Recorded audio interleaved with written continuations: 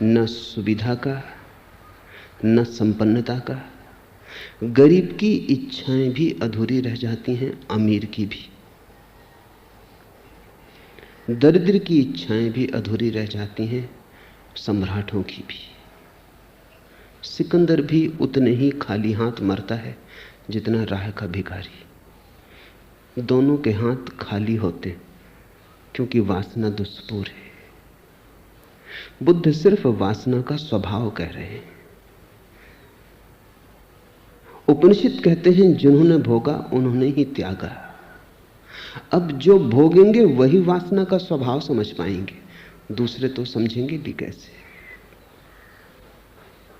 वासना से दूर दूर खड़े रहे, डरे रहे, भयभीत रहे, वासना में कभी उतरे ही नहीं, कभी वासना के उस पात्र को गौर से देखा नहीं, हाथ में न लिया जिसमें पैंदी नहीं,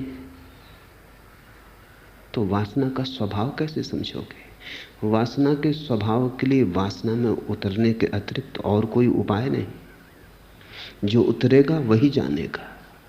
जो दूर खड़ा रहेगा वंचित रह जाएगा, जो दूर खड़ा रहेगा ललचाएगा, उसे पात्र तो दिखाई पड़ेगा, वो जो पैंदी नहीं है वो दिखाई ना पड़ेगी। और दूसरे के पात्रों में उसे ये भ्रांति रहेगी कि कौन जाने भर ही गए हो। सिकंदर तो बाहर से तुम देखोगे तो क्या तुम सोच पाओगे कि इसका पात्र भी खाली है? बड़े महल हैं, बड़ा साम्राज्य है, बड़ा धन वैभव है, बड़ी शक्ति संपदा है, कैसे तुम समझोगे? पात्र पर हीरे जवाहरात जड़े पर पैंदी नहीं, और हीरे जवाहरातों से थोड़ी पानी रुकेगा पात्र में। गरीब का पात्र टूटा फूटा है, 2 कौड़ी का है, एल्युमिनियम का है। सिकंदर का पात्र स्वर्ण का है, हीरे जवाहरात जड़े, पर दोनों का स्वभाव एक सा है, दोनों में पैंदी नहीं। दूर से तो पात्र दिखाई पड़ेगा, पास से ही देखना पड़ेगा, निरीक्षण भर आंख करना पड़ेगा, उतरना पड़ेगा, जीना पड़ेगा। इसलिए उपनिषद कहते हैं तेन त्यक्तेन भुंजीता, जिन्होंने भोगा उन्होंने ही त्यागा। बुद्ध कहते हैं वासना का स्वभाव, उपनिषद कहते हैं वासना को भोगने का परिणाम। जिन्होंने भोगा उन्होंने ही त्यागा। मैं कहता हूं न भोगो न त्यागो वरन जागो, क्योंकि भोगा तो बहुत ने, लेकिन उपनिषद का कोई इक्का दुक्का ऋषि जान पाया तेन त्यक्तेन भुंजीता। भोगा बहुत ने, लेकिन सोए सोए भोगा।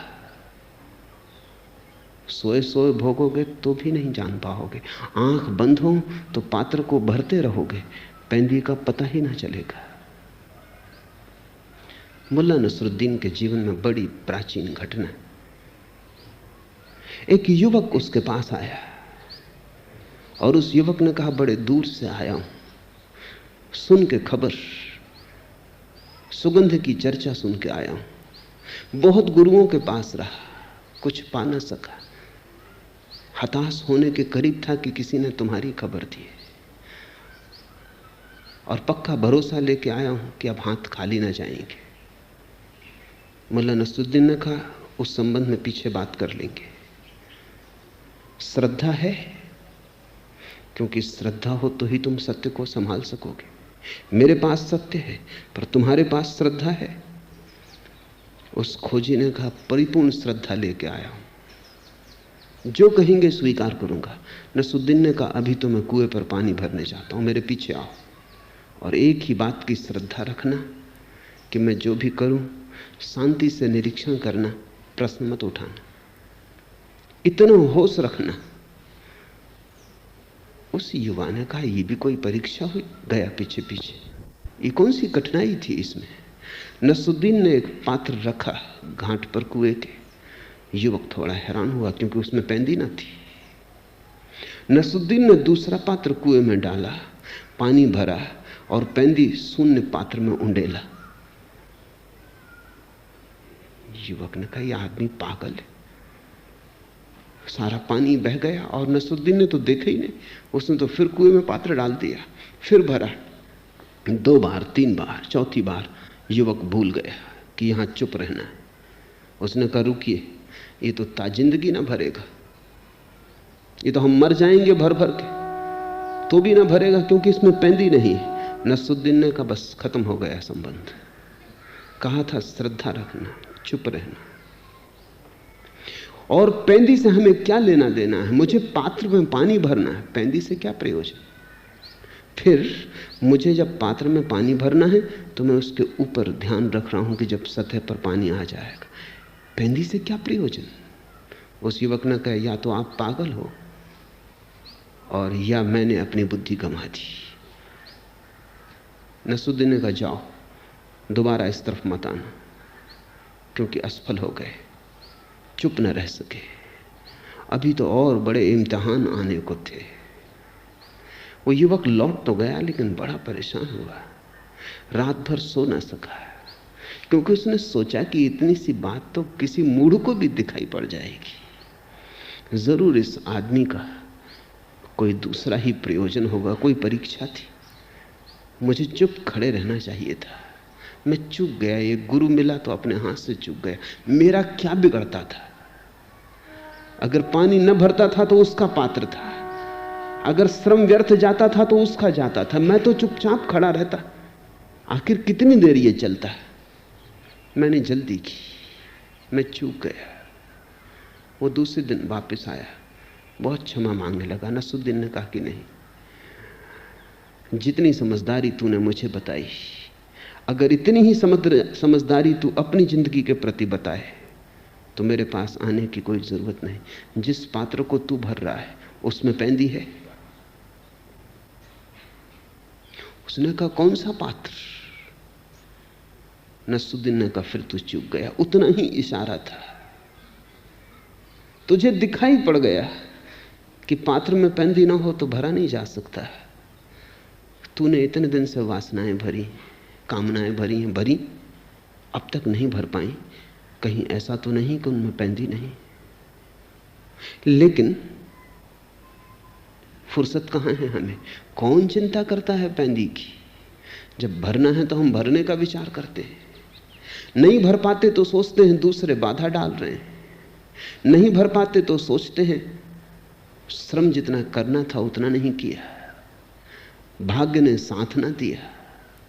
हजार कारण खोज लेते पर एक बात नहीं देखते, कहीं ऐसा तो नहीं कि वासना दुष्पूर है। तो मैं कहता हूं न भोगो न त्यागो, जागो। क्योंकि अगर भोगने में डूब गए, भूल गए, तो कौन जानेगा, कौन पहचानेगा वासना के स्वभाव को कि वासना दुष्पूर है? तुम भोगने में खो सकते हो बड़ी आसानी से, और फिर घबरा के भाग भी सकते हो। बहुत दिन भरा और न भर पाया, फिर तुम भाग भी सकते हो त्याग की तरफ। लेकिन मूर्छित भोग, मूर्छित त्याग समान धर्म है, उनमें कुछ भी भेद नहीं। मंदिर में बैठो कि मकान में, दुकान में बैठो कि हिमालय पर, कुछ अंतर नहीं है। अगर तुम मूर्छित हो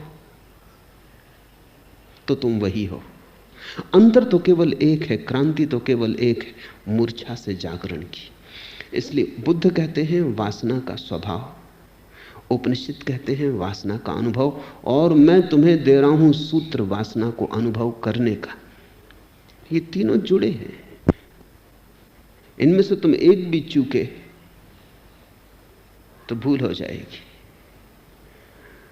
अगर तुमने इन तीन में से एक भी सूत्र को विस्मरण किया तो भटक जाओगे। फिर अगर विस्मरण ही करना हो, तीन सूत्र अगर ज्यादा मालूम पड़ते हो तो मेरे अंतिम सूत्र को ही याद रखना, क्योंकि अगर अंतिम सूत्र याद रहा तो बाकी दो अपने से याद रह जाएंगे। वासना दुष्पूर है ऐसा बुद्ध कहते हैं, ऐसा तुमने अभी जाना नहीं। भोग अंततः त्याग में ले जाता है ऐसा उपनिषद कहते हैं, तुम्हें अभी ले नहीं गया। वासना में तुम इतने दिन जिए हो, बुद्ध से थोड़े ज्यादा ही जिए हो। बुद्ध को तो 2500 साल हो गए छुटकारा पाए, तुम 2500 साल ज्यादा अनुभवी हो, फिर भी तुम्हें वासना दुष्पूर न दिखी। उपनिषद को तो लिखे 5000 साल हो गए। जिन्होंने भोगा उन्होंने त्याग दिया, और तुमने इतना भोगा और अभी तक न त्यागा। जरूर कोई चूक हो रही है। जाग कर भोगो, भागने में मत पड़ना। अन्यथा मैं देखता हूं तुम्हारे त्यागी, तुम्हारे महात्मा तुमसे जरा भी भिन्न नहीं। तुम अगर पैर के बल खड़े हो, वे सिर के बल खड़े, मगर बिल्कुल तुम जैसे हो। उल्टे खड़े होने से कहीं कुछ होता है। जिंदगी एक परीक्षण है और जिंदगी एक निरीक्षण है और जिंदगी प्रतिपल एक जागरण है। परीक्षा घट रही है प्रतिपल। न जागोगे चूकते चले जाओगे, और न जागने की आदत बन जाए तो अनंत काल तक चूकते चले जाओगे। और बहुत से रास्ते में स्थान मिलेंगे जहां लगेगा कि मिल गई मंजिल, और बहुत बार विश्राम करने का मन हो जाएगा। लेकिन जब तक परमात्मा ही ना मिल जाए, यह जिसको बुद्ध निर्वाण कहते हैं, वही ना मिल जाए, तब तक रुकना मत। ठहर भले जाना, लेकिन ध्यान रखना कि कहीं घर मत बना लेना। ताब मंजिल, रास्ते में मंजिलें थीं सैकड़ों, हर कदम पर एक मंजिल थी मगर मंजिल न थी। ताब मंजिल, उस सत्य की यात्रा के मार्ग पर ताब मंजिल, रास्ते में मंजिलें थीं सैकड़ों। उस असली मंजिल के मार्ग पर बहुत सी मंजिलें मिलेंगी रास्ते में, कभी धन की, कभी पद की, कभी प्रतिष्ठा की, यश की। अहंकार बहुत से खेल रचेगा। हर कदम पर एक मंजिल थी मगर मंजिल न थी, और हर कदम पर मंजिल मिलेगी, लेकिन मंजिल इतनी सस्ती नहीं। अगर बहुत होश रखा तो ही तुम इन मंजिलों से बच के मंजिल तक पहुंच पाओगे। कठिन यात्रा है, दूभर मार्ग है, बड़ी चढ़ाई है, उत्तुंग शिखरों पर जाना है, घाटियों में रहने की आदत है। मूर्छित होना जीवन का स्वभाव हो गया है। होश कितना ही साधो सधता नहीं। बेहोशी इतनी प्राचीन हो गई है कि तुम होश का भी सपना देखने लगते हो बेहोशी में। जैसे कोई रात नींद में सपना देखे कि जाग गया हूं, सपना देखता है कि जाग गया, मगर ये जागना भी सपने में ही देखता है। ऐसे ही बहुत बार तुम्हें लगेगा होश आ गया, लेकिन होश रखना। ताब मंजिल, रास्ते में मंजिलें थीं सैकड़ों, हर कदम पर एक मंजिल थी मगर मंजिल न थी। कैसे पहचानोगे कि मंजिल आ गई? कैसे पहचानोगे कि ये मंजिल मंजिल नहीं है?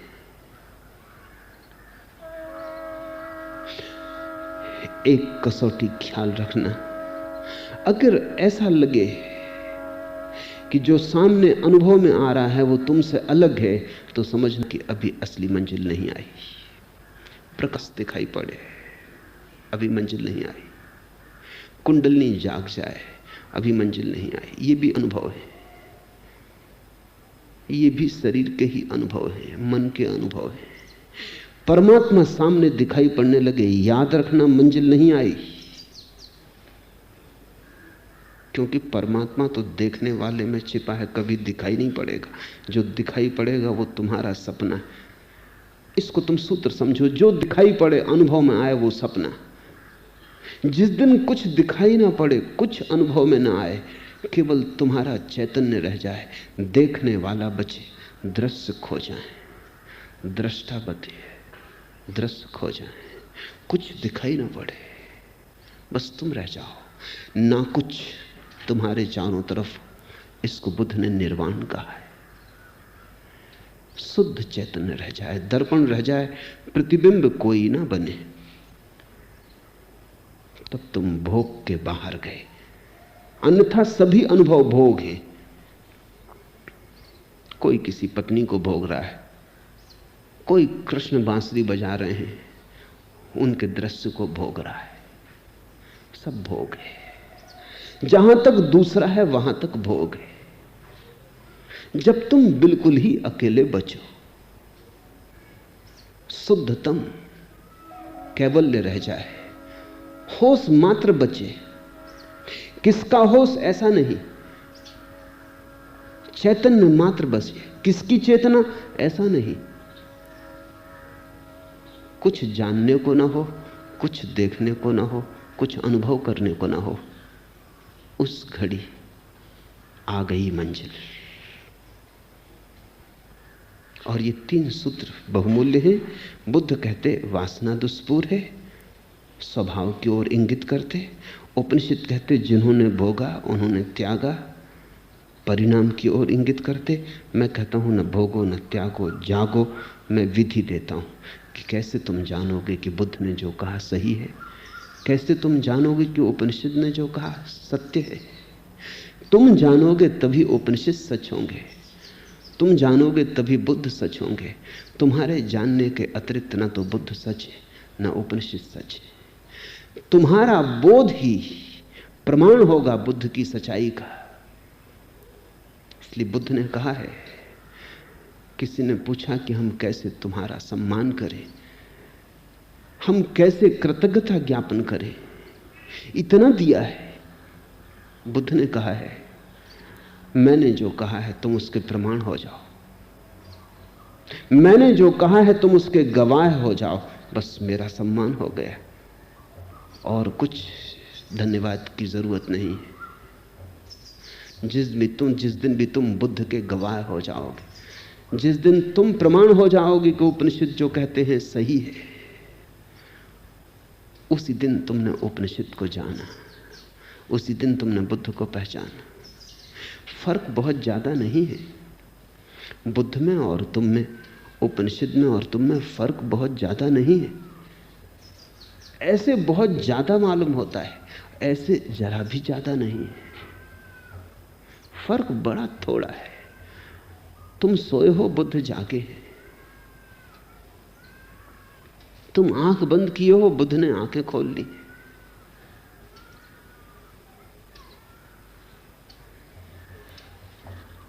एक गीत कल मैं पढ़ रहा था,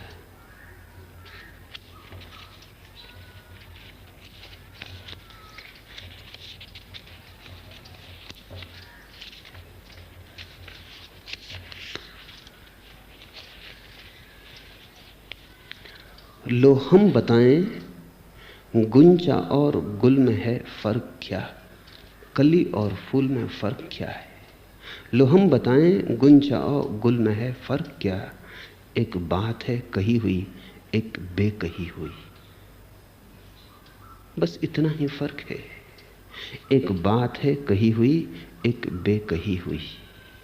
बुद्ध फूल है, तुम कली हो। उपनिषद खिल गए, तुम खिलने को हो। जरा सा फर्क है, ऐसे बहुत बड़ा फर्क भी है, क्योंकि उतने आप हो जाता,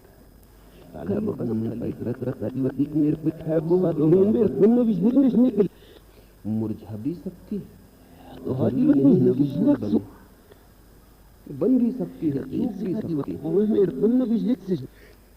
और कली में कोई गंध थोड़ी है। गंध तो तभी आती है फूल में जब खिलता है, जब गंध बिखरती है, हवाएं ले जाती हैं उसके संदेश को दूर दूर। अभी तुम बंद कली हो, गंध को संभाले हो अभी, और जब तक बटेगी ना गंध तब तक तुम आनंदित ना हो सकोगे। जब तक तुम लुटा ना दोगे दोनों हाथों से, उलीच ना दोगे अपनी गंध को जिसे तुम लिए चल रहे हो। मेरे देखे मनुष्य की पीड़ा यही है। पीड़ा तुम जिसे कहते हो वो पीड़ा नहीं है। कभी तुम कहते हो पैर में कांटा लग गया, सिर में दर्द है, नौकरी नहीं मिली, पत्नी मर गई, ये असली पीड़ाएं नहीं। पत्नी न मरे, पैर में कांटा न लगे, सिर में दर्द न हो तो भी पीड़ा रहे। पीड़ा एक है, और वो पीड़ा यह है कि जो तुम लेके आए हो वो लुटा नहीं पाए अब तक, जो तुम संभाले चल रहे हो उसे बांट नहीं पाए। तुम एक ऐसे मेघ हो जो बरसना चाहता है और बरस नहीं पाता। तुम एक फूल हो जो खिलना चाहता है और खिल नहीं पाता। तुम एक ज्योति हो जो जलना चाहती है और जल नहीं पाती। यही पीड़ा है। कांटे का लग जाना, सिर का दर्द, पत्नी का मर जाना, पति का न होना, बहाने हैं।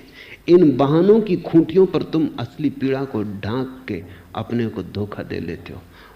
थोड़ा सोचो, कोई पीड़ा न रहे जिसको तुम पीड़ा कहते हो, क्या तुम आनंदित हो जाओगे? इतना क्या काफी होगा कि सिर में दर्द ना हो आनंदित होने के लिए? क्या इतना काफी होगा कि कांटा ना लगे? क्या इतना काफी होगा कि कोई बीमारी ना आए? क्या इतना काफी होगा कि भोजन, वस्त्र, रहने की सुविधा हो जाए? क्या इतना काफी होगा कि परिजन मरे ना?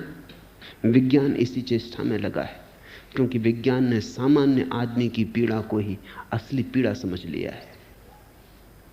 इससे कोई भेद ना पड़ेगा। वस्तुतः स्थिति उल्टी है।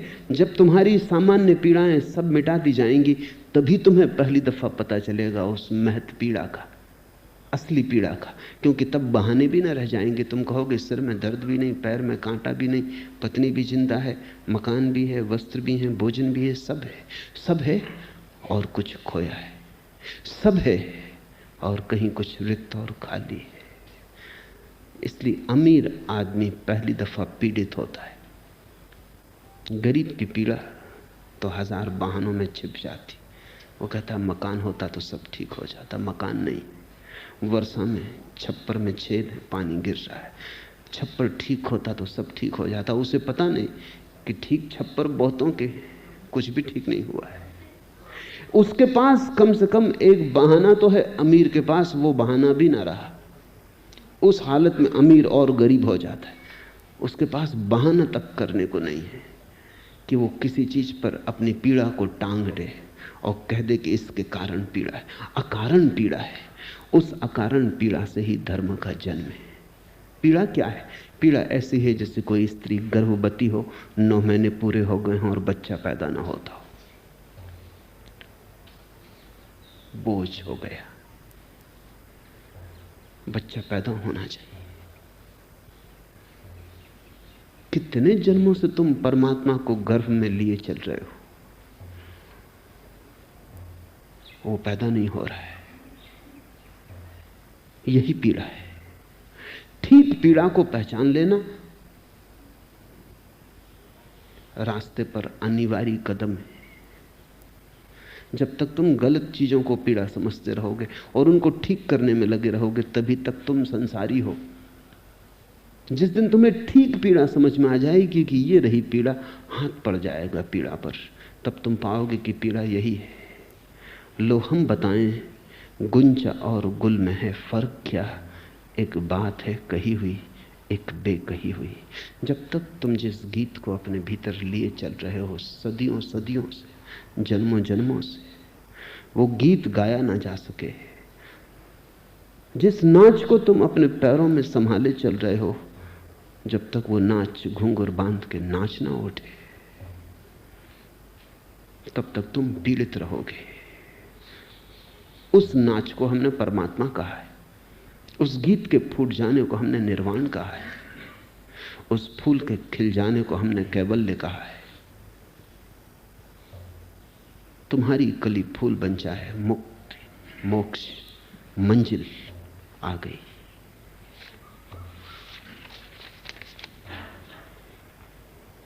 दूसरा प्रश्न, बुद्ध विचार, विश्लेषण और बुद्धि को अपने धर्म का प्रारंभ बिंदु बनाते हैं तथा श्रद्धा, आस्था और विश्वास की मांग नहीं करते। फिर दीक्षा क्यों देते हैं? शिष्य क्यों बनाते हैं? बुद्ध, धम्म और संघ के शरण त्रय से साधना की शुरुआत क्यों करवाते हैं? बुद्ध श्रद्धा के विरोधी नहीं है। बुद्ध से बड़ा श्रद्धा का कोई पक्षपाती नहीं हुआ। लेकिन बुद्ध श्रद्धा को थोपते नहीं, जन्माते। दूसरों ने श्रद्धा थोपी है। दूसरे कहते हैं श्रद्धा करो, अगर न किया तो पाप है। बुद्ध कहते हैं विचार करो, अगर ठीक विचार किया श्रद्धा आएगी, अपने से आएगी। बुद्ध तुम्हें चलाते हैं श्रद्धा की तरफ, दूसरे तुम्हें धकाते हैं। चलाने और धकाने में बड़ा फर्क है। बुद्ध तुम्हें फुसलाते हैं श्रद्धा की तरफ, दूसरे तुम्हें धमकाते हैं। वो कहते हैं श्रद्धा न की तो नरक में सड़ोगे, श्रद्धा की तो स्वर्ग में फल पाओगे। दूसरे तुम्हें लुभाते या भयभीत करते। शब्द है हमारे पास ईश्वर भीरु, गॉड फीयरिंग। दूसरे धर्म डरवाते रहे। वो कहते हैं डरो ईश्वर से। छोटे मोटे लोगों की बात छोड़ दें। महात्मा गांधी जैसे व्यक्ति भी कहते हैं मैं किसी और से नहीं डरता सिवाय ईश्वर को छोड़ के। और डरते तो हो ही, इससे क्या फर्क पड़ता है कि ईश्वर से डरते हो। और बड़े मजे की बात है, संसार से डरते तो ठीक भी था, ईश्वर से डरते हो। ईश्वर से डरने का तो अर्थ हुआ कि आचरण जबरदस्ती होगा। ईश्वर से डरने का तो कोई भी कारण नहीं है। संसार से भला डरो, क्योंकि यहां उपद्रवी हैं, सब तरह के दुष्ट हैं। शैतान से डरो, एक दफा समझ में आ जाए। परमात्मा से डरते हो, परमात्मा यानी प्रेम। प्रेम से कहीं डर का कोई संबंध बन सकता है? जहां प्रेम है वहां डर कैसा, और जहां डर है वहां प्रेम कैसा? भय के पास प्रेम की गंध नहीं उठ सकती, और प्रेम के पास भय की दुर्गंध नहीं आती। लेकिन धर्मों ने लोगों को डरना सिखाया है कि डरो, लोगों को कपा दिया है। बुद्ध ने लोगों को फुसलाया, धमकाया नहीं।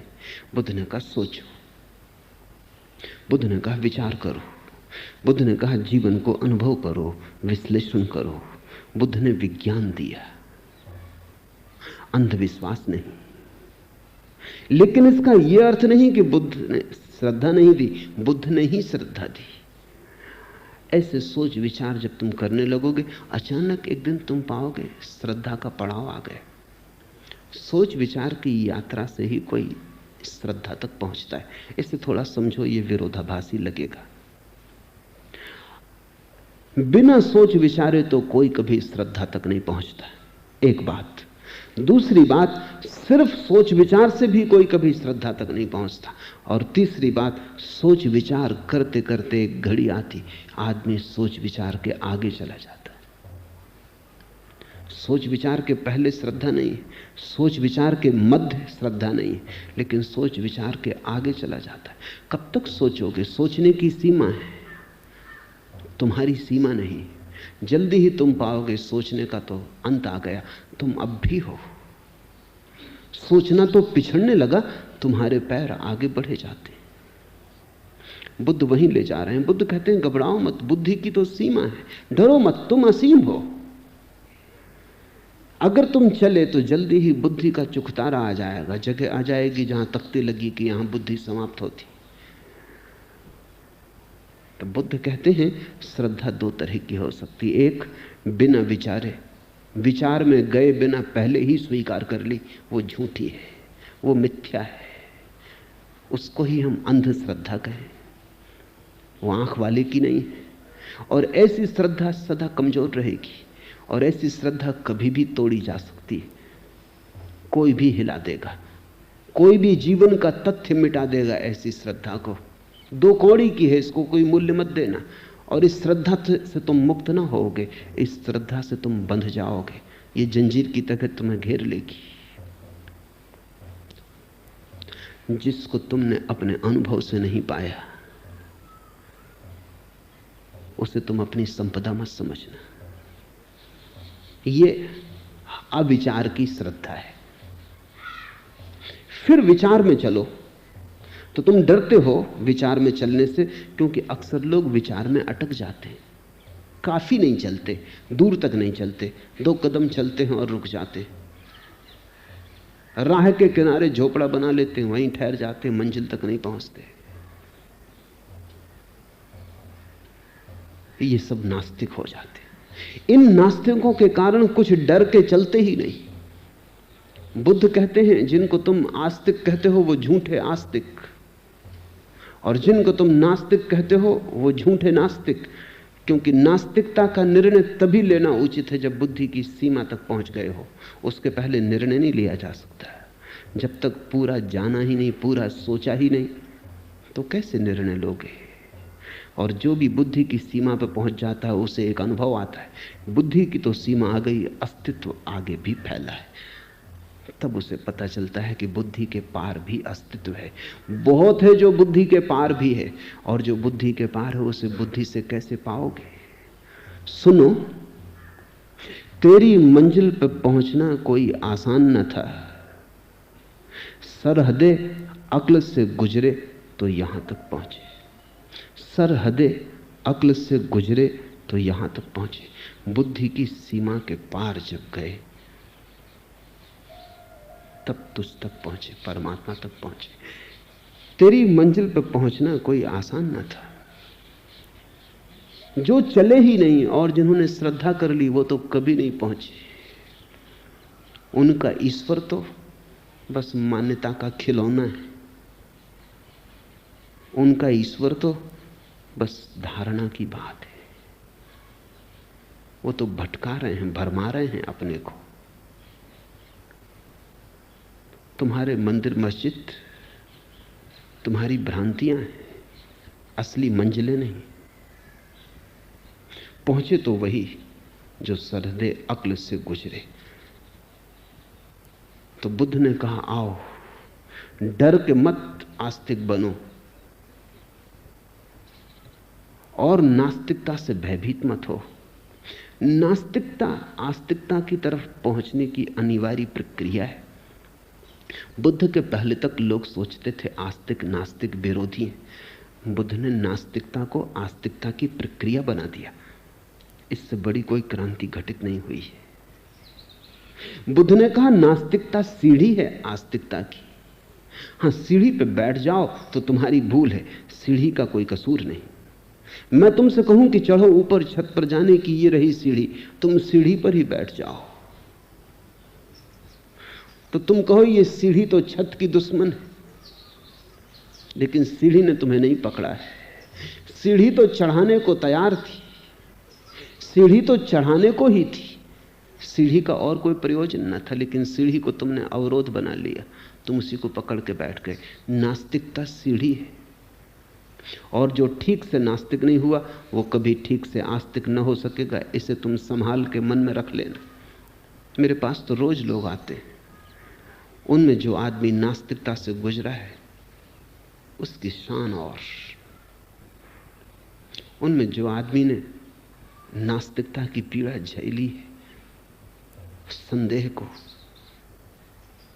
भोगा है, संदेह के कांटों में गुजरा है, इंकार जिसने किया है उसके स्वीकार का मजा और गरिमा, और जिसको न कहने में डर लगता है उसके हां की कितनी कीमत हो सकती है। उसकी हां नपुंसक है। जिसने कभी नहीं नहीं कहा उसकी हां का भरोसा मत करना। वो हां कमजोर की हां है, बलशाली की नहीं। बुद्ध ने लोगों को बलशाली की हां सिखाई। बुद्ध ने कहा ना कहो, डरो मत, क्योंकि ना कहना न सीखोगे तो हां कैसे कहोगे? हां आगे की मंजिल है, ना के पहले नहीं, ना के बाद है। कहो दिल खोल के ना। बुद्ध ने मनुष्य को पहली दफा धर्म की सबलता दी। उसके पहले धर्म निर्बल का था। लोग कहते हैं निर्बल के बलराम। बुद्ध ने लोगों को सबलता दी, बल दिया, और कहा डर है ही नहीं, क्योंकि राम तो है ही, इसलिए भयभीत मत करो। तुम्हारे न कहने से राम नहीं हो जाता, और तुम्हारे हां कहने से राम हो नहीं जाता, लेकिन तुम्हारे न कहने से तुम होना शुरू होते हो। और जब तुम हो तभी तो तुम हां कह सकोगे। थोड़ा सोचो, अगर तुम ना कहना जानते ही नहीं या इतने डर गए हो, इतने पंगु हो गए हो कि तुमसे इंकार निकलता ही नहीं, तो तुमसे स्वीकार क्या निकलेगा? स्वीकार तो इंकार से बड़ी घटना है। इंकार तक नहीं निकलता। तुम रेगिस्तान भी नहीं हो अभी नास्तिकता के, तो तुम आस्तिकता के मरुद्यान कैसे हो सकोगे? तुम अभी रूखी सूखी नास्तिकता भी नहीं अपने में ला पाए, तो हरी भरी फूलों से सजी आस्तिकता कैसे ला पाओगे? आस्तिकता नास्तिकता के विपरीत नहीं है, आस्तिकता नास्तिकता के आगे है। आस्तिकता मंजिल है, नास्तिकता साधन है। इसलिए बुद्ध ने एक नई कीमिया दी है मनुष्य जाति को, जिसमें नास्तिकता का भी उपयोग हो सकता है। और इसे मैं कहता हूं बहुत अनूठी घटना, जब तुम नहीं का भी उपयोग कर पाओ, जब तुम अपने अंधकार का भी उपयोग कर पाओ, अपने अस्वीकार का भी उपयोग कर पाओ, तभी तुम पूरे विकसित हो सकोगे। जब तुम्हारा अंधकार भी प्रकाश की तरफ जाने का साधन हो जाए, जब तुम अपने अंधकार को भी रूपांतरित कर लो, वो भी प्रकाश का ईंधन बन जाए, जब तुम अपने इंकार को भी अपनी स्वीकार की सेवा में रत कर दो, वो दास हो जाए, तुम्हारी नास्तिकता आस्तिकता के पैर दबाए, तभी बुद्ध ने विचार दिया, विश्लेषण दिया। बुद्धि को अपने धर्म का प्रारंभ बिंदु का, अंत नहीं। इसलिए तुम घबराओ मत कि बुद्ध दीक्षा क्यों देते, घबराओ मत कि बुद्ध शिष्य क्यों बनाते, घबराओ मत कि बुद्ध धर्म संघ और बुद्ध की शरण आने का निमंत्रण क्यों देते हैं। लेकिन यह निमंत्रण वो उन्हीं को देते हैं जो नास्तिकता से पार हो गए। ये हर किसी को नहीं देते। हर किसी को तो वो विचार दे रहे हैं, विश्लेषण देते हैं। फिर जो विचार और विश्लेषण करते हैं और जो अपने अनुभव से भी बुद्ध के गवाह हो जाते हैं और कहते हैं ठीक कहते हो तुम, सोच के भी हमने यही पाया कि सोचना व्यर्थ है। शास्त्रों में झांक के देखा कि शास्त्र बेकार है। ठीक कहते हो तुम कि धर्म परंपरा नहीं विद्रोह है, हमने भी सोचकर देख लिया। लेकिन अब सोचना भी समाप्त होता है। अब आगे, अब तुम हमें आगे भी ले चलो। तब बुद्ध शिष्यत्व देते, तब दीक्षा देते। जो विचार से गुजर आया, जो विचार से निकल आया, जो विचार के जाल के बाहर उठाया, उसे बुद्ध दीक्षा देते। मुझसे लोग पूछते कि अगर श्रद्धा से ही उसे पाना है तो आप लोगों को इतना समझाते क्यों? समझाता हूं इसलिए कि पहले श्रद्धा को पाना है। श्रद्धा से उसको पाना है, जरूर स्वीकार, लेकिन पहले श्रद्धा को पाना है। और श्रद्धा को तुम कैसे पाओगे? दो उपाय हैं। एक तो तुम्हें भयभीत कर दूं कि नरक में, अग्नि में जलोगे, जलते कढ़ाओं में, आग के उबलते कढ़ाओं में डाले जाओगे। या तो तुम्हें भयभीत कर दूं, प्रलोभित कर दूं कि स्वर्ग में अप्सराएं तुम्हारी प्रतीक्षा कर रही। अगर श्रद्धा की तो स्वर्ग, अश्रद्धा की तो नरक। या तो तुम्हें इस तरह से जबरदस्ती धकाऊं, जो कि गलत है।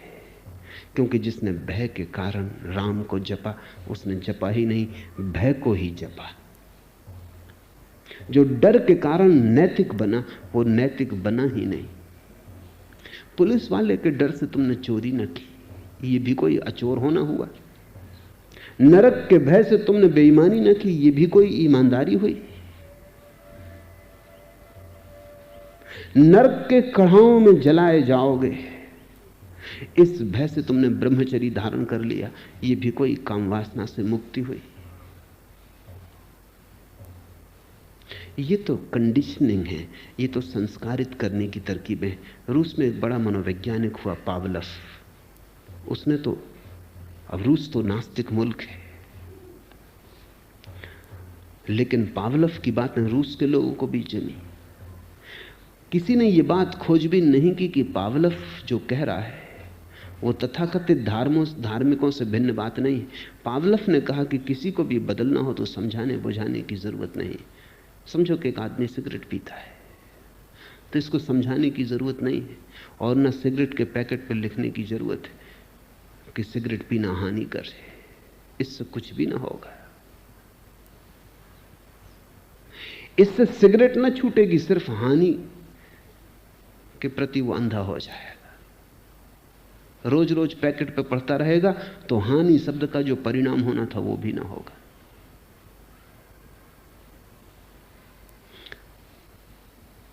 अगर इसको बदलना है तो पावलोव ने कहा कि जब ये सिगरेट पिए इसको बिजली का शाक दो। शाक इतना तेजी से लगे कि सिगरेट के पीने में जो रस आता है उससे ज्यादा पीड़ा शाक की हो। रस कुछ आता भी नहीं, से धुआं बाहर भीतर आने में, लाने ले जाने में रस आ भी कैसे सकता है? भ्रांति है। असली बिजली का शाक भ्रांति को तोड़ देगा। और ऐसा रोज करते रहो 1-2 सप्ताह तक, और तब ये आदमी हाथ में सिगरेट उठाएगा और हाथ कपने लगेगा, क्योंकि जैसे ही सिगरेट की याद आएगी भीतर याद शाक की भी आएगी। कंडीशनिंग हो गई। अब इसकी सिगरेट हाथ से छूट जाएगी। समझाने की जरूरत नहीं है कि सिगरेट बुरी है। कितने दिन से समझा रहे हैं लोग, कोई नहीं सुनता। लेकिन पावलोव ने जो कहा यह बहुत भिन्न नहीं है। यही तो पुराने धर्मगुरु करते रहे। बचपन से ही समझाया जाए कि नरक में कड़हा जल रहा है, मंदिरों में चित्र लटकाए जाएं, लपटों का विवरण किया जाए, कड़ाहों में फेंक के जलाए जाओगे, सड़ाए जाओगे, कीड़े मकोड़े छेद करेंगे तुम्हारे शरीर में और भागेंगे, दौड़ लगाएंगे और मरोगे भी नहीं। सामने पानी होगा, कंठ प्यास से भरा होगा, पी ना सकोगे, और अनंत कालीन यातना झेलनी पड़ेगी।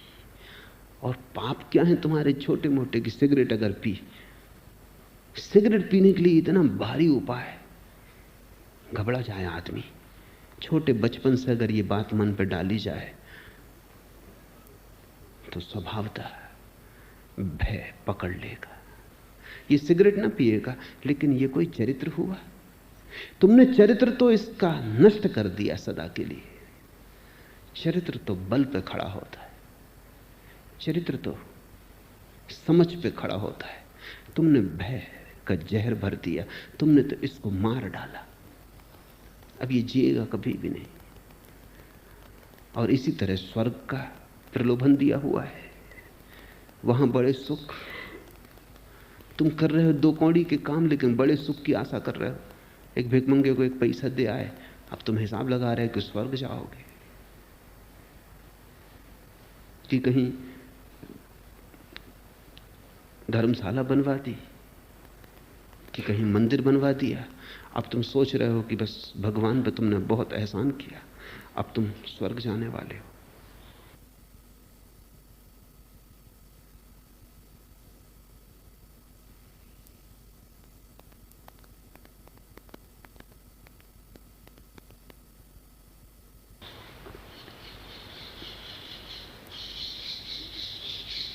मैंने सुना है कि एक धर्मगुरु स्वर्ग जाने की टिकटें बेचता था। सभी धर्मगुरु बेचते।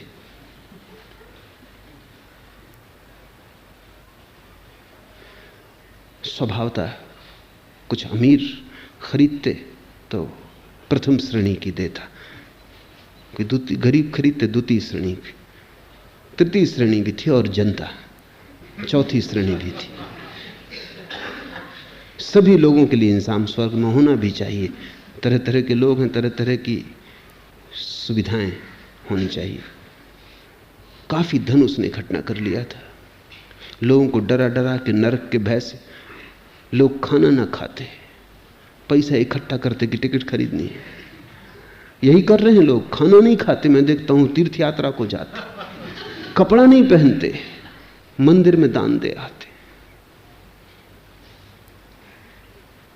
खुद भूखों मरते हैं, ब्राह्मण को भोजन कराते। सदियों से डरवाया है ब्राह्मण ने कि हम ब्रह्म के सगे रिश्तेदार हैं। भाई भतीजावाद, अपना नाता करीब का है, करवा देंगे तुम्हारा इंतजाम भी। खुद खाओगे कोई पुण्य ना होगा, ब्राह्मण को खिलाओगे पुण्य होगा। लोग भूखों मरते हैं, तीर्थ यात्रा करते हैं, ब्राह्मण को खिलाते हैं, पंडित पुरोहितों को देते। उस धर्मगुरु ने बहुत धन इकट्ठा कर लिया। एक रात एक आदमी उसकी छाती पे चढ़ गया जाके चुरा लेके, और उसने कहा निकाल, सब रखते। उसने गौर से देखा, उसकी ही जात का आदमी था। उसने कहा अरे तुझे पता है नरक में सड़ेगा। उसने कहा छोड़ फिकर, पहली श्रेणी का टिकट पहले ही खरीद लिया, सब निकाल पैसा, तुमसे ही खरीदा है टिकट, वो हम पहले ही खरीद लिए, उसकी तो फिक्र ही छोड़ो तुम। अब नरक से तुम हमें न डरवा सकोगे, वो कोई और होंगे जिनको तुम डरवाओगे। हम टिकट पहले ले लिए, अब तुम सब पैसा जो तुम्हारे पास इकट्ठा किया तिजोरी में दे दो। लोग यही कर रहे हैं। इसको तुम चरित्र कहते हो? भय पर खड़े, लोभ पर खड़े व्यक्तित्व को तुम चरित्र कहते हो? ये चरित्र का धोखा है। बुद्ध ने यह धोखा नहीं दिया। बुद्ध ने कहा समझ, सोच विचार, चिंतन मनन, और धीरे धीरे तुम्हें उस जगह ले आना है जहां से पार दिखाई पड़ना शुरू होता है, जहां अतिक्रमण होता है, जहां तुम आ जाते हो किनारे अपने सोचने के और देखते हो उसे जो सोचा नहीं जा सकता, जहां रहस्य तुम्हें आच्छादित कर लेता है और विचार अपने से गिर जाते हैं, जहां विराट तुम्हारे करीब आता है और तुम्हारी छोटी खोपड़ी चक्कर खा के ठहर जाती, अवाक। बुद्ध ने कहा श्रद्धा थोपेंगे नहीं, श्रद्धा तक तुम्हारी यात्रा करवाएंगे। इसलिए दीक्षा बुद्ध ने दी और श्रद्धा की बात भी नहीं की। यही तो उनकी कला है। और जितनी दीक्षा उन्होंने दी, किसने दी? जितने लोगों को उन्होंने सन्यास के अमृत का स्वाद चखाया, किसने चखाया? जितनी श्रद्धा बुद्ध इस पृथ्वी पर उतार कर लाए, कभी कोई नहीं ला सका था। और आदमी ने बात भी ना की श्रद्धा की। यही उनकी कला है, यही उनकी खूबी है, यही उनकी विशिष्टता है। दूसरे सिर पीट पीट के मर गए, श्रद्धा करो, विश्वास करो, और कूड़ा करकट दे गए लोगों को। बुद्ध ने व्यर्थ की बातें न की। बुद्ध ने जीवन में जो भी था सभी का सीढ़ी की तरह उपयोग कर लिया। तर्क है तो उपयोग करना है, छोड़ के कहां जाओगे? सीढ़ी बना लो। संदेह है, घबराओ मत, इसकी भी सीढ़ी बना लेंगे। डर क्या है, इस पे भी चढ़ जाएंगे। तर्क के कंधे पे खड़े होंगे, संदेह के सिर पे खड़े होंगे और पार देखेंगे। और जब पार का दिखाई पड़ता है तो श्रद्धा उतरती है। श्रद्धा उस पार के अनुभव का अनुसंग है, उसकी छाया है। जैसे गाड़ी के बैलों के पीछे चाक चले आते, जिससे तुम भागते हो, तुम्हारे पीछे तुम्हारी छाया भागती चली आती। जिसको दिखाई पड़ गया विराट, एक झलक भी मिल गई उसकी, जरा सी देर को हटे बादल और सूरज दिखाई पड़ गया। एक झलक ही सही, अंधेरी रात में चमकी बिजली, एक झलक दिखाई पड़ गई कि राह है, और दूर खड़े मंजिल के कलश झलक गए।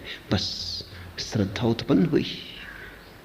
इस श्रद्धा की महिमा, और इस श्रद्धा को तुम अपनी श्रद्धा मत समझना,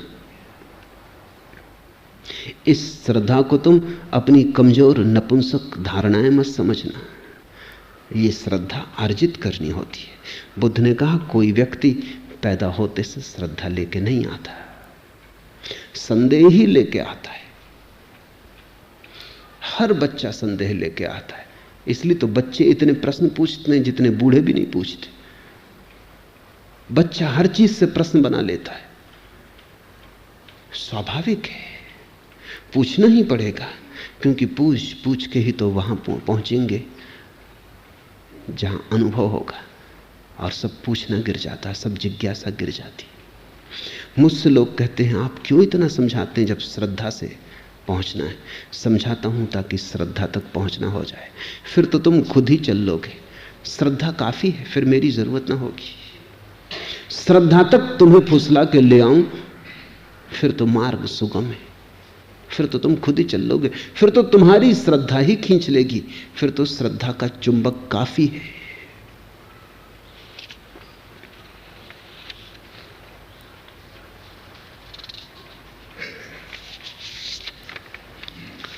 तीसरा प्रश्न, बुद्ध सब गुरुओं से हताश ही हुए, क्या उन्हें कोई सिद्ध सद्गुरु न मिला? सिद्ध सद्गुरु इतने आसान नहीं, रोज रोज नहीं होते।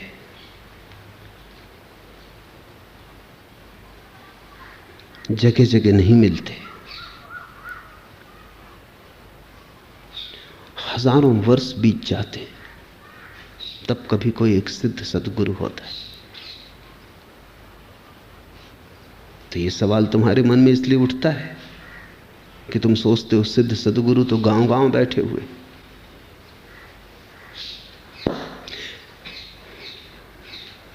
सद्गुरु बन के बैठ जाना एक बात है, बाजार में दुकान खोल के बैठ जाना एक बात है, और ये मामला कुछ ऐसा है परमात्मा का, अदृश्य का मामला है, इसलिए पकड़ना भी बहुत मुश्किल है। मैंने सुना है कि अमेरिका में एक दुकान पर अदृश्य हेयर पिन बिकते थे। अदृश्य, तो स्त्रियां तो ऐसी चीजों में बड़ी उत्सुक होती। अदृश्य हेयर पिन दिखाई भी ना पड़े और बालों में लगा भी रहे, बड़ी भीड़ लगती थी। क्यों लगता था? एक दिन एक औरत पहुंची, उसने डब्बा खोल के देखा, उसमें कुछ था नहीं, क्योंकि अदृश्य तो दिखाई पड़ती नहीं। उसने कहा कि इसमें है भी। उसने कहा ये तो अदृश्य हेयर पिन है, ये दिखाई थोड़ी पड़ती। थोड़ा संदेह उसे उठा। उसने कहा कि अदृश्य, माना कि अदृश्य उनको ही लेने आई हूं, लेकिन पक्का इसमें है और ये किसी को दिखाई भी नहीं पड़ते।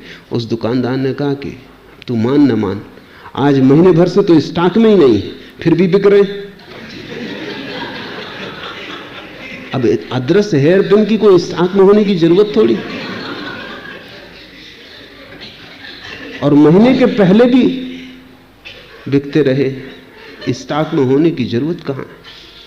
ये धंधा कुछ अदृश्य का है, इसमें जरा कठिनाई है, क्योंकि तुम पकड़ नहीं सकते कि कौन बेच रहा है कौन नहीं बेच रहा है, किसके पास है किसके पास नहीं है, बड़ा कठिन है। ये खेल बहुत उलझा हुआ है, और इसलिए इसमें आसानी से गुरु बन के बैठ जाना जरा भी अड़चन नहीं है। कोई और तरह की दुकान खोलो तो सामान बेचना पड़ता है, कोई और तरह का धंधा करो तो पकड़े जाने की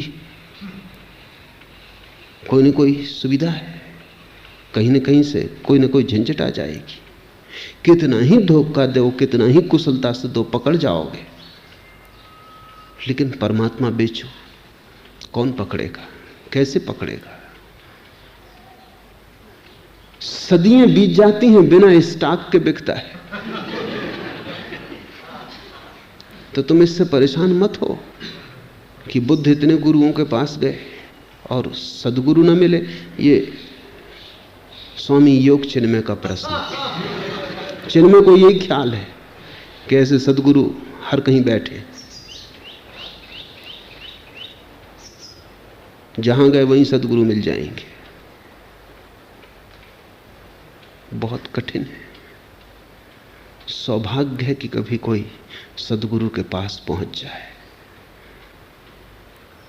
कैसे पहचानोगे? एक ही उपाय है पहचानने का, और वो ये है कि जो गुरु कहता हो, वो सद्गुरु है या नहीं इसकी फिक्र छोड़ो, जो वो कहता हो उसे करना। अगर सद्गुरु है तो जो उसने कहा है उसे करने से तुम्हारे भीतर कुछ होना शुरू हो जाए। अगर सद्गुरु नहीं है तो उसके भीतर ही नहीं हुआ है, तुम्हारे भीतर कैसे हो जाएगा? लेकिन सद्गुरु तो कभी कभी होते, पर सद्गुरु की तलाश तो सदा होती है, इसलिए झूठों को बैठने का अवसर मिल जाता है। और चूंकि तुम कभी करते ही नहीं कुछ, तुम सिर्फ सुनते हो, इसलिए तुम्हें धोखा दिया जा सकता है। तुम कुछ करोगे तो ही तुम्हें धोखा नहीं दिया जा सकता। मेरी ऐसी समझ है कि चूंकि तुम धोखा देना चाहते हो, इसलिए तुम्हें धोखा दिया जा सकता है। तुम कुछ करना तो चाहते नहीं, तुम चाहते हो कि कोई कृपा से हो जाए किसी की। मेरे पास लोग आते हैं, वो कहते हैं कि जब आपके पास आ गए तब क्या ध्यान करना, आपकी कृपा से। वो मुझे को धोखा दे रहे हैं, वो मुझे को तरकीब बता रहे हैं कि अब आपके पास आ गए तो क्या ध्यान करना, ये और करें। हम तो श्रद्धा करते, इतनी भी श्रद्धा नहीं है कि मैं जो कहूं वो करे, और श्रद्धा करते क्योंकि मुझ पे तुम्हारी श्रद्धा और कैसे प्रकट होगी। जो मैं कहता हूं वो करो, तो तुम करते नहीं हो, इसलिए झूठे गुरु भी चलते जाते हैं। तुम करो तो तुम्हारा करना ही प्रमाण हो जाएगा। उस आदमी को बार बार दिखाई पड़ने लगेगा कि कुछ भी नहीं हो रहा है, किसी को कुछ भी नहीं हो रहा है, और लोग जाने लगे, अपने आप बाजार उजड़ जाएगा। बुद्ध ने यही किया। वो गए तो, लेकिन जिसके पास भी गए, जो भी उसने कहा वही किया। कुछ ने तो ऐसी मूढ़तापूर्ण बातें कही उनसे, वो भी उन्होंने की कि कहने वालों को भी दया आने लगी कि ये हम क्या करवा रहे हैं। किसी ने कहा कि बस एक चावल का दाना रोज, इतनी भोजन लेना है। मूढ़तापूर्ण बातें, लेकिन बुद्ध ने वो भी किया। कहते हैं उनकी हड्डियां हड्डियां निकल आई, उनका पेट पीठ से लग गया, चमड़ी ऐसी हो गई कि छुओ तो उखड़ जाए शरीर से। तब उस गुरु को भी दया आने लगी, कितनी धोखेबाज रहा हो, ये जरा अति से हो गई। उसने हाथ जोड़े, उसने कहा कि तुम कहीं और जाओ, जो मैं जानता था मैंने बता दिया, इससे ज्यादा मुझे कुछ पता नहीं है। ऐसे बुद्ध की निष्ठा ने ही, उनकी अपनी निष्ठा ने ही कसौटी का काम किया। भटकते रहे, सबको जांच लिया, कहीं कुछ पाया नहीं, तब अकेले की यात्रा पर गए। और ये भी सोच लेने जैसा है कि तुम अक्सर चूंकि करना नहीं चाहते, इसलिए जल्दी मानना चाहते हो। तुम्हारी मानने की जल्दी भी करने से बचने की तरकीब है। जीवन में प्रत्येक चीज अर्जित करनी होती है। श्रद्धा भी इतनी आसान नहीं है कि तुमने कर ली और हो गई। संघर्ष करना होगा, तपाना पड़ेगा, स्वयं को जलाना पड़ेगा। धीरे धीरे निखरेगा तुम्हारा कुंदन, गुजरेगा आंख से स्वर्ण, शुद्ध होगा, तभी तुम्हारे भीतर श्रद्धा का आविर्भाव होगा। और सद्गुरु गली कूचे नहीं बैठे हुए, कभी हजारों वर्ष में एक सिद्ध सद्गुरु होता है। सदियां बीत जाती खोजियों को खोजते खोजते। इसलिए अगर कभी तुम्हें किसी सद्गुरु की भनक पड़ जाए तो सौभाग्य समझना, अहोभाग्य समझना।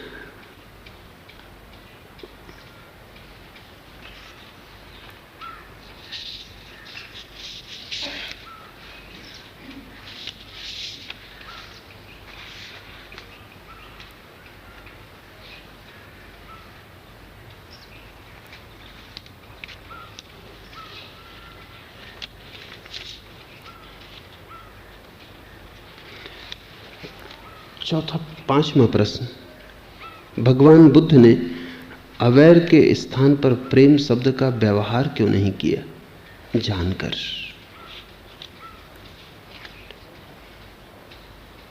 अवैर नकारात्मक है, अहिंसा जैसा। बुद्ध कहते हैं वैर छोड़ दो, तो जो शेष रह जाता है वही प्रेम है। बुद्ध प्रेम करने को नहीं कहते, क्योंकि जो प्रेम किया जाता है वो प्रेम नहीं। तुम चिकित्सक के पास जाते हो, वो निदान करता है बीमारी के, वो औषधि देता है बीमारी मिटा देने को।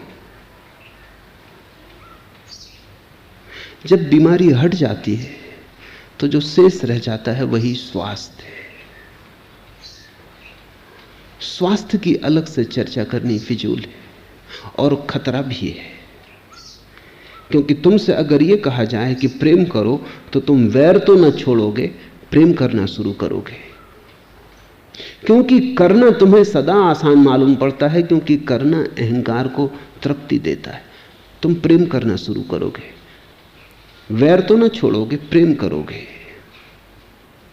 तो ऐसा हो सकता है कि तुम वैर को प्रेम में ढांक दो, वैर तो बना रहे और प्रेम के आवरण में ढांक दो। तब तुम्हारा प्रेम भी झूठा होगा, क्योंकि वैर के ऊपर प्रेम कैसे खड़ा हो सकता है। तुमने बहुत बार प्रेम किया है, तुम जानते हो भली भांति तुम्हारे प्रेम से घृणा मिटती नहीं, दब जाती हो। भला राख में दब जाता हो, अंगारा मिटता नहीं। तुम प्रेम भी करते हो उसी को, घृणा भी करते हो उसी को, सांझ उसके गीत गाते हो, सुबह गालियां देते हो उसी को। अभी उसके लिए मरने को तैयार थे, क्षण भर बाद उसी को मारने को तैयार हो जाते। ये तुम्हारा प्रेम बुद्ध भली भांति जानते हैं। ये प्रेम घृणा को मिटाता नहीं, घृणा को सजा भला देता हो, आभूषण पहना देता हो, घृणा को सुंदर बना देता हो, जहर पर अमृत का लेबल लगा देता हो, लेकिन मिटाता नहीं। इसलिए बुद्ध ने प्रेम की बात ही नहीं की। बुद्ध ने कहा अवैर, तुम वैर छोड़ दो, तुम घृणा छोड़ दो, फिर जो शेष रह जाएगा वही प्रेम। और इस प्रेम का गुणधर्म अलग है। तुम जो प्रेम करते हो वो भी कृत्य है। बुद्ध जिस प्रेम की बात कर रहे हैं वो कृत्य नहीं है, न ही कोई संबंध है, वो तुम्हारा स्वभाव है। अभी तुम कहते हो मैं तुम्हें प्रेम करता हूं, तुम्हारे हाथ में है, चाहो तो करो, चाहो तो अलग कर लो। कल कह दो कि नहीं करता। लेकिन जिसके जीवन से वैर चला गया वो ऐसा नहीं कह सकता कि मैं तुम्हें प्रेम करता हूं और अलग कर लेता हूं। वो तो ऐसे ही कहेगा मैं प्रेम हूं, तुम चाहे भला करो चाहे बुरा करो, मैं प्रेम हूं। ये प्रेम मेरा स्वभाव है। तुम मुझे मारो तो, तुम मेरी सेवा करो तो, तुम आदर करो अनादर करो, तुम्हारा कृत्य अब अर्थ नहीं रखता। मेरे प्रेम में कोई अंतर ना पड़ेगा।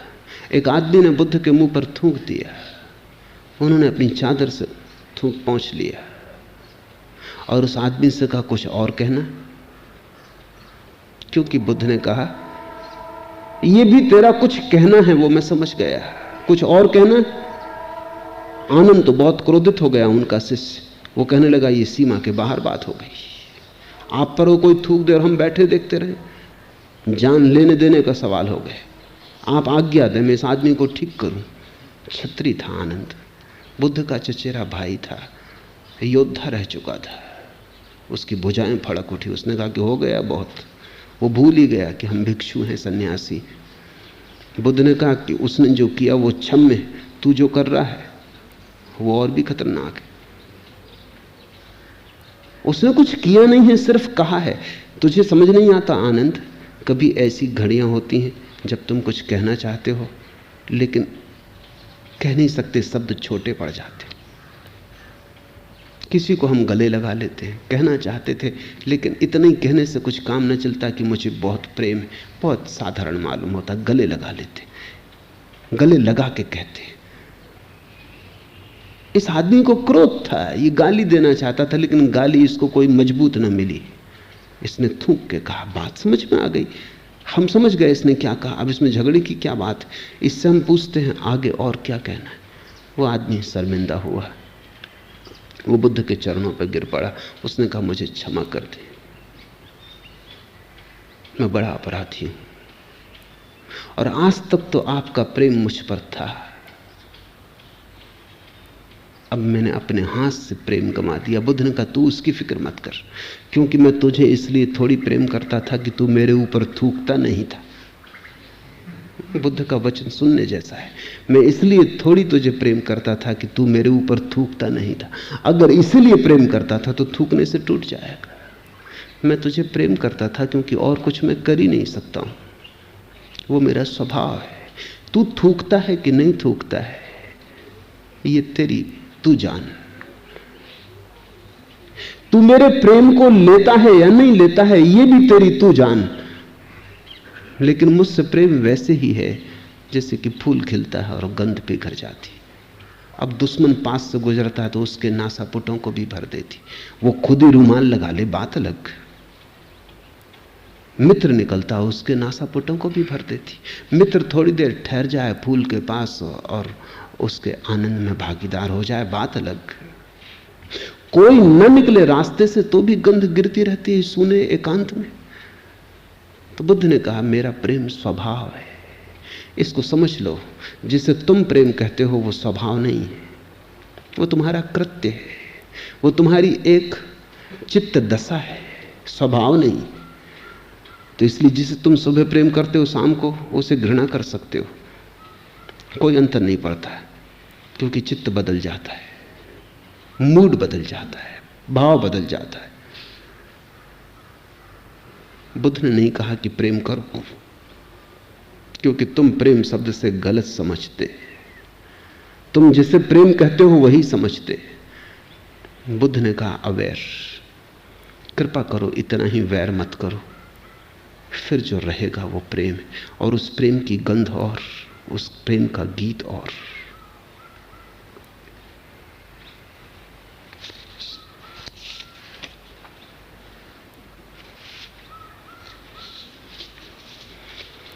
और जो भी बुद्ध ने कहा है स्मरण रखना, वो एक गहन अनुभव से कह रहे हैं, ऐसे प्रेम को जान के कह रहे हैं। वो कोई प्रेम के कवि नहीं है, न प्रेम के दार्शनिक। उन्होंने प्रेम का अनुभव किया है, इस नए ढंग के प्रेम को जाना है जो स्वभाव बन जाता है। तुमने जो भी प्रेम के संबंध में जाना है उसमें से जानना तो बहुत कम है, या तो कवियों ने तुमसे कुछ कह दिया है उसे तुम दोहरा रहे हो। क्योंकि फ्रायड ने अपने एक पत्र में एक मित्र को लिखा है कि अगर दुनिया में कवि ना होते तो शायद प्रेम को कोई जानता ही नहीं। बात समझ में आती, कवि गाते रहे प्रेम की बात, हालांकि कवियों को भी कोई प्रेम बहुत पता होता है ऐसा नहीं। अक्सर तो बात उल्टी है, जिनके जीवन में प्रेम नहीं होता वो प्रेम की कविता करके अपने मन को बहलाते। जिसके जीवन में प्रेम है वो कविता किस लिए करे, उसका जीवन ही कविता होता है। लेकिन जिनके जीवन में प्रेम नहीं होता वो बैठ के प्रेम की कविता कर करके अपने मन को बहलाते और तरह से उसे कविता में उंडेलते। अक्सर प्रेम की 100 में से 99 कविताएं उन लोगों ने लिखी हैं जिन्हें प्रेम का कोई अनुभव नहीं। ये बड़ी कठिन बात है। अक्सर बहादुरी की बातें वही लोग करते हैं जो कायर। वो अक्सर बहादुरी के किस्से गढ़ के बताते रहते।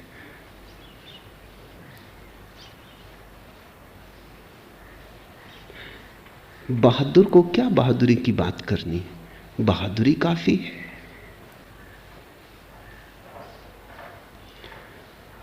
बुद्ध ने जो कहा है वो किसी कवि की बात नहीं, न किसी शास्त्रकार की बात है। उन्होंने प्रेम जाना, और उन्होंने प्रेम एक ही तरह से जाना, और एक ही तरह से जाना है किसी ने जब भी जाना। उन्होंने वैर छोड़ के जाना। तुम जिससे प्रेम कहते हो उसे वो भी जानते थे, उनकी पत्नी थी, बच्चा था, माँ थी, पिता थे, सब थे। उनको उन्होंने खूब प्रेम किया था, और एक दिन पाया कि उस प्रेम में कुछ भी नहीं, वो केवल मन का सपना है। उस प्रेम की व्यर्थता को देखकर वो हट आए। उन्होंने फिर नए ढंग का प्रेम खोजना चाहा। उस प्रेम में तो घृणा दबी थी, मिटी ना थी। उन्होंने एक ऐसा प्रेम जानना चाहा जो इतना शुद्ध हो कि घृणा उसे विकृत ना करे, जिसमें घृणा का एक बूंद भी ना हो। और मजा ऐसा है कि दूध की भरी प्याली में जहर की एक बूंद काफी है उसे नष्ट करने को। यद्यपि जहर की भरी प्याली में दूध की एक बूंद उसे शुद्ध न करेगी।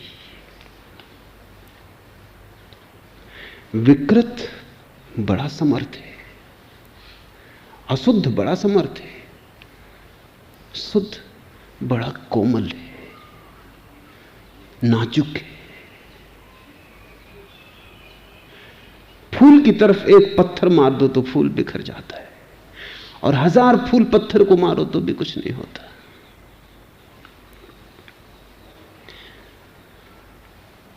बुद्ध खोज में निकले उस प्रेम की जो अविकृत है, अनकरप्टेड, कुंवारा है। और उस प्रेम को उन्होंने इस ढंग से पाया कि उन्होंने वैर छोड़ा।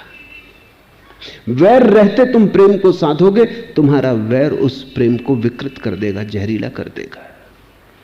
पहले वैर को हटा दो। और मजा यह है कि वैर के हटाते ही प्रेम साधना नहीं पड़ता। तुम अचानक पाते हो कि अरे ये वैर के कारण ही प्रेम दिखाई नहीं पड़ता था, ये तो सतत बह रहा है भीतर, ये तो स्वभाव है, प्रेम आत्मा है। लेकिन किताबों से सावधान होना जरूरी है। किताबों से पढ़ पढ़ के मत प्रेम को समझने की कोशिश करना।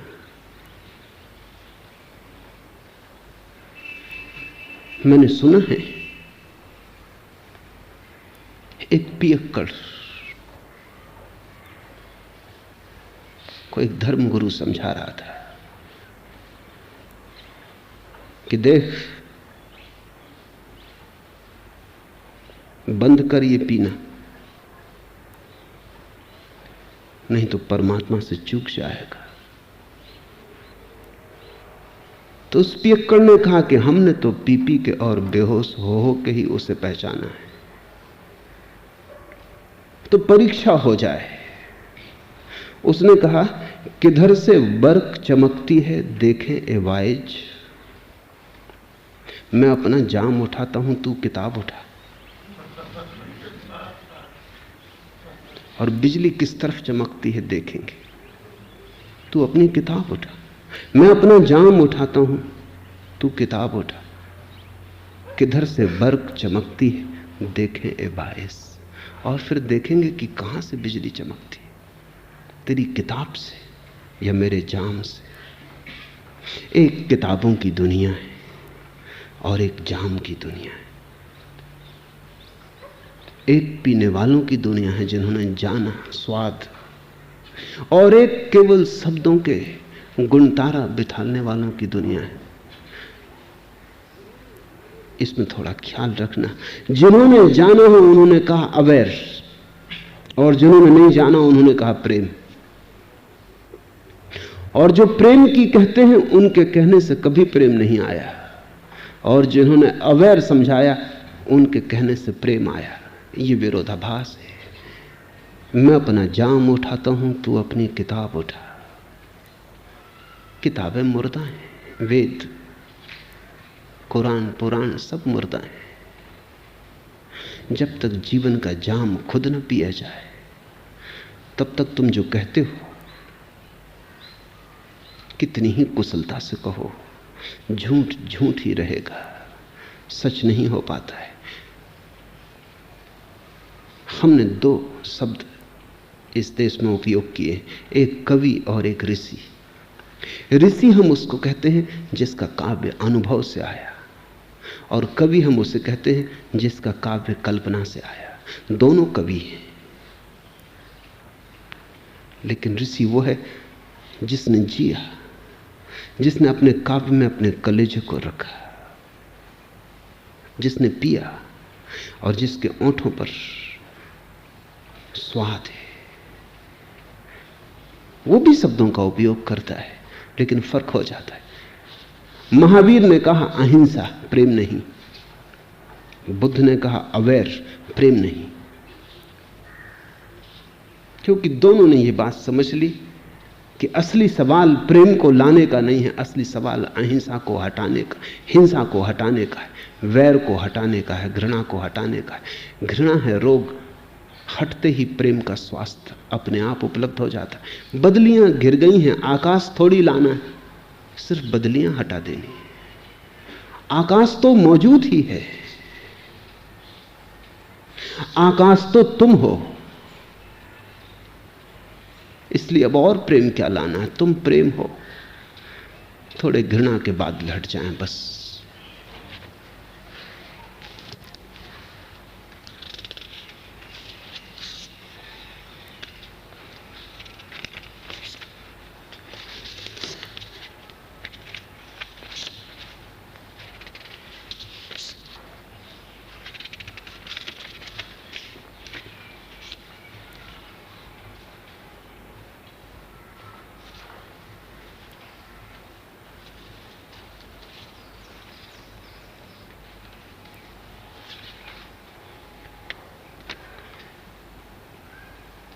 थोड़े से छोटे छोटे प्रश्न।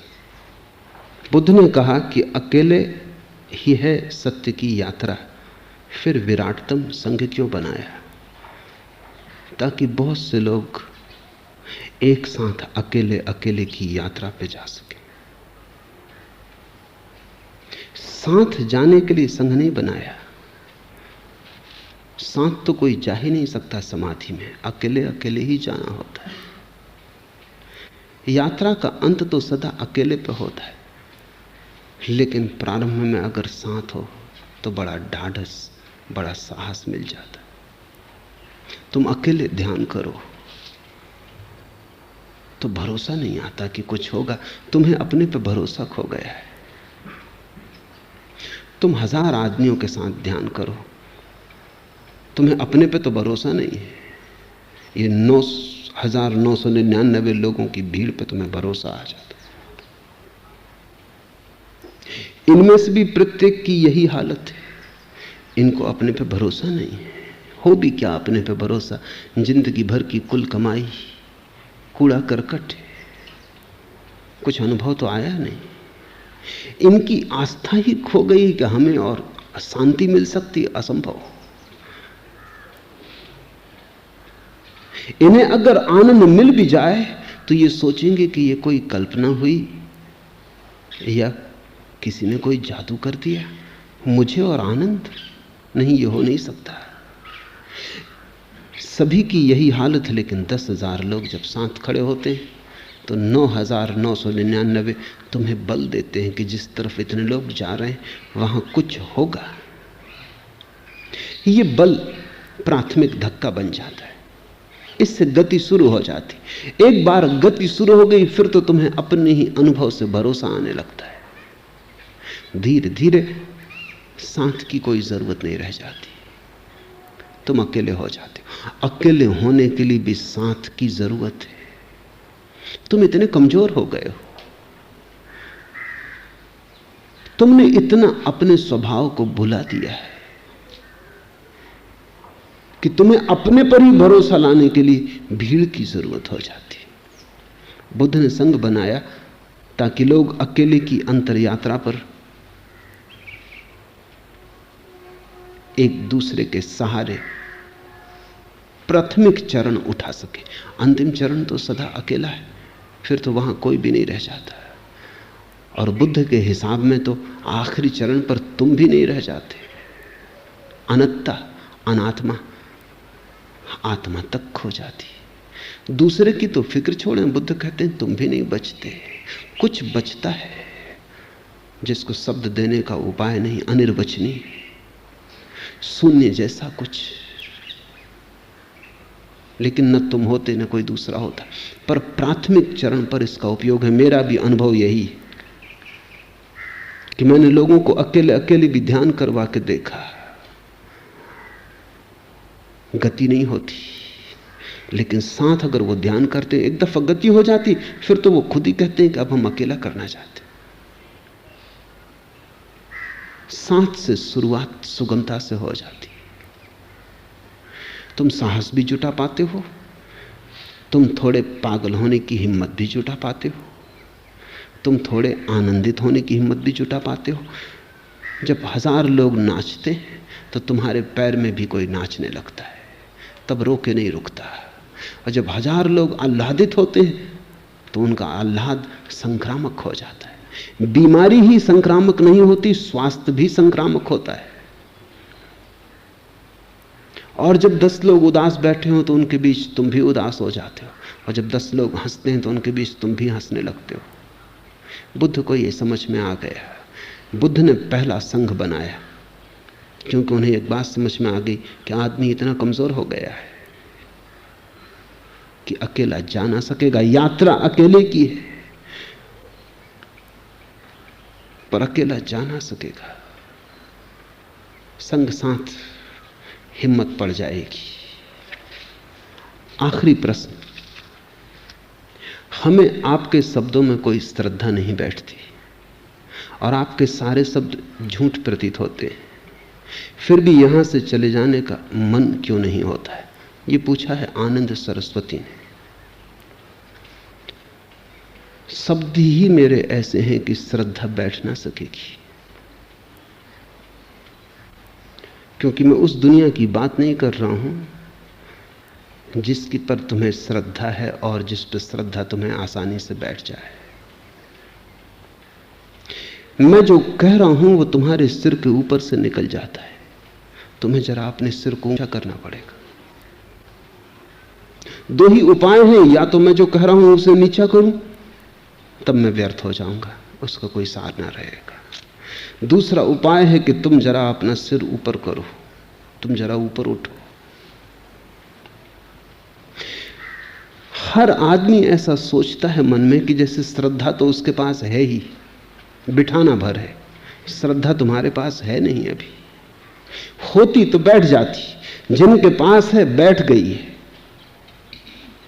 जिनके पास श्रद्धा ही नहीं है बैठेगी कैसे? तुम्हारी हालत ऐसी है कि मैंने सुना कि मुल्ला नसरुद्दीन आंख के डॉक्टर के पास गया और उसने कहा कि आंख बड़ी कमजोर है। तो डॉक्टर ने कहा कि कोई फिक्र ना करो, पढ़ो सामने तख्ती पर इबारत खड़ी लिखी है। उसने कहा कुछ दिखाई नहीं पड़ता, कुछ दिखाई नहीं पड़ता। तो उसने कहा आंख बहुत कमजोर है, चश्मा लग जाएगा, सब ठीक हो जाएगा। नसरुद्दीन ने कहा तो फिर मैं पढ़ सकूंगा? उसने कहा बिल्कुल पढ़ सकोगे। नसरुद्दीन ने कहा धन्यवाद, क्योंकि मैं पढ़ा लिखा नहीं।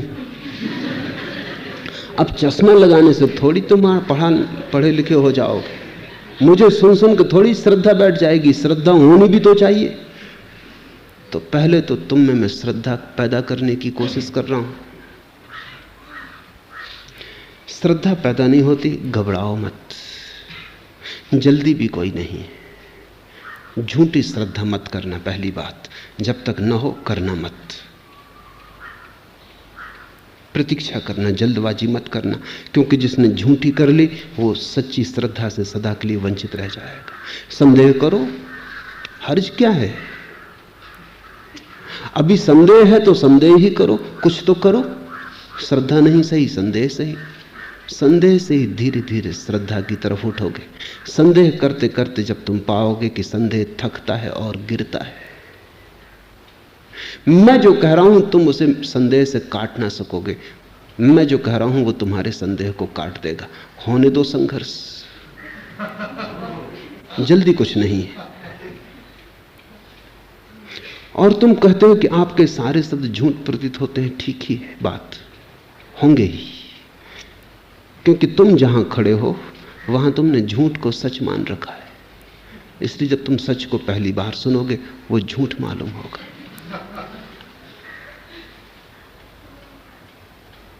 और थोड़ा सोचो, अंधी श्रद्धा मत करना।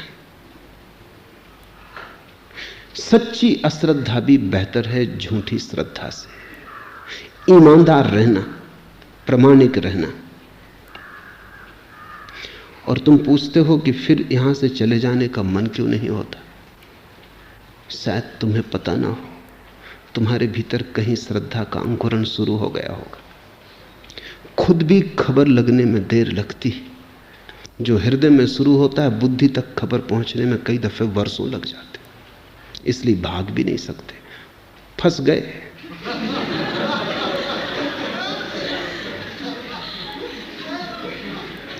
अब जाने का उपाय भी नहीं, और अभी श्रद्धा भी नहीं हुई है, और भागना मुश्किल हो गया है। तो थोड़ा सोचो, जब श्रद्धा हो जाएगी तब कैसी गति होगी। सौभाग्यशाली हो कि श्रद्धा भी नहीं हुई है, शब्द झूठ भी लगते हैं, फिर भी हृदय जाने नहीं देता।